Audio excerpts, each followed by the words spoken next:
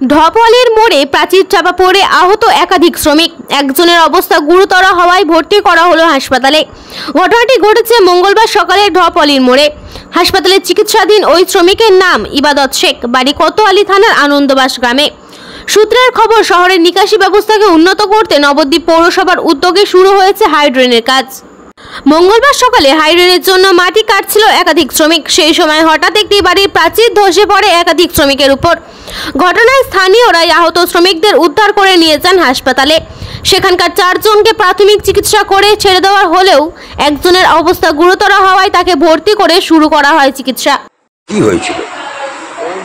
Balloon কাটছিলাম, বেলুনের কাটতে কাটতে এমনি তলায় কিছু দেওয়া ছিল না, যে পাঁচিরটা উঠবে একেবারে বাড়ির পাঁচির, বাড়ির পাঁচির আর মজবুত করে দেওয়া ছিল না। প্রতিনিধি সৈয়দ আবু জাফরের রিপোর্ট, এবিএস নিউজ।